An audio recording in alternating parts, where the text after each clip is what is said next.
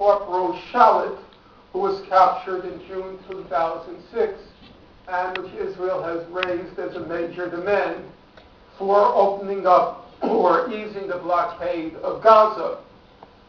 So Hamas holds one Israeli soldier, Corporal Shalit, whose name we're all supposed to know. They've held one Israeli soldier for approximately 2.5 years. On the other hand, according to human rights organizations, Israel continues to imprison about 10,000 Palestinians, of whom 548 were held in administrative detention. That means no charges, no trial, and 42 of those 548 have been held without charges or trial for more than 2 years. In addition, according to B'Tselem, Israel has, in the year 2008, tightened, now I'm calling B'Tselem, its sweeping restrictions in the freedom of movement of Palestinian residents in the West Bank. It's expanded the Israeli illegal settlements in the occupied territories, now housing about 500,000 illegal Jewish settlers. It's confiscated more Palestinian land, again quoting B'Tselem, causing serious harm to the Palestinians who are no longer able to work their land and gain a livelihood from it. The Israelis have prevented any possibility of development and construction, in Palestinian communities. They have distributed water in a discriminatory manner.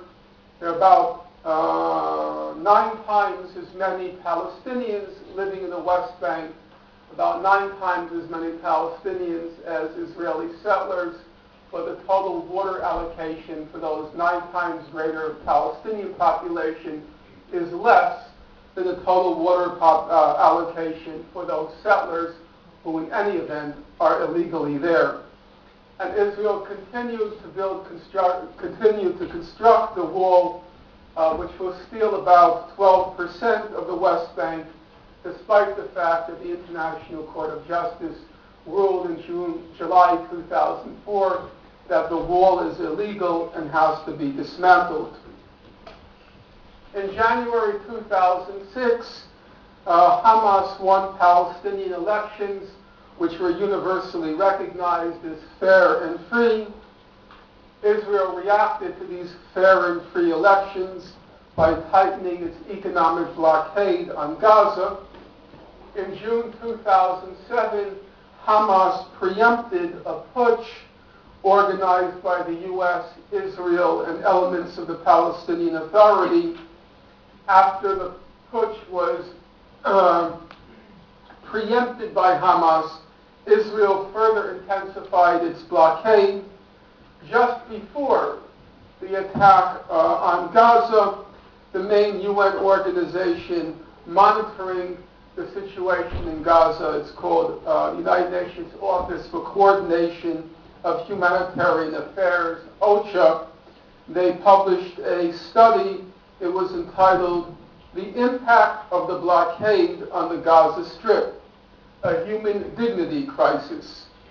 OCHA found that, and now I'm quoting it, Israel's 18-month-long blockade has created a profound human dignity crisis, leading to a widespread erosion of livelihoods and a significant deterioration in infrastructure and essential services. As a direct consequence of this Israeli blockade, many Gaza residents were left without electricity for up to 16 hours a day and received water only once a week for a few hours. Nearly 50% of the population of Gaza was rendered unemployed. More than 50% was food insecure. 20% of essential drugs were at a zero level in Gaza, and more than 20% of patients suffering from cancer, heart disease, and other severe conditions were unable to get permits for medical care abroad. Many Palestinians, the study concludes, report a growing sense of being trapped physically, intellectually, emotionally. So, If you look at the record, that just sketches it in. If you look at the record, Palestinians, it would seem, had a much stronger case than Israel for resorting to armed force in self-defense. Let's leave that aside and look at what were the real reasons for the massacre in Gaza. Since, as I said a moment ago, the ostensible reason to prevent a rocket attack is plainly not credible, because Israel could have prevented a rocket attack by not breaking the ceasefire. Again, I'll return to that.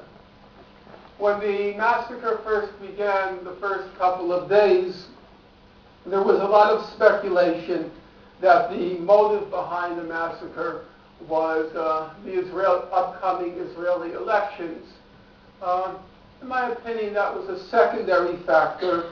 It's no doubt true that killing Arabs is a sure crowd pleaser in Israel, and during the massacre, the support for it was hovered around 90% in Israel. And so, if you embark in a campaign to kill Arabs in a society consumed by revenge and thirst for blood, you're going to garner votes. But it's unlikely that that was a main reason.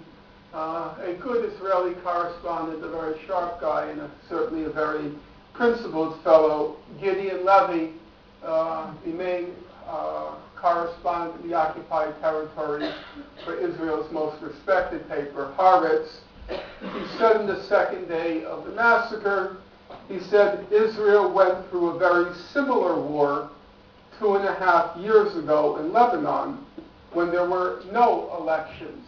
And I think that's an important point. That the elections can't really explain what happened, because in many ways the Gaza massacre was the natural outcome, the inevitable aftermath of the Lebanon war. And the Lebanon war, this July-August 2006 war, that occurred right after elections. So the elections themselves don't seem like a plausible, or I should say an exhaustive explanation for what happened. It's also true that Israeli political elites tend to be very loyal to their state, and they wouldn't launch a major campaign, a major, as they call it, operation, just for the sake of votes. That sort of stuff doesn't really happen. When they launch a operation of the scope, the magnitude of what they did in Gaza, you could say with pretty much certainty the stakes have to have been somewhat higher. Israelis do occasionally, engage in foreign adventures for the sake of votes. Way before most of you were born, there was this Israeli prime minister named Menachem Begin, and in 1981 he bombed the Asarak reactor in Iraq, but there were no major Israeli strategic interests at stake. The Asarak reactor was not, contrary to widespread belief, it was not involved in making nuclear weapons. And it was almost certainly the case that it was because Israel bombed the reactor that Saddam Hussein embarked on a nuclear weapons program. In any event, what then were Israel's motives? If it was not the rocket attacks, and if it was not primarily the elections,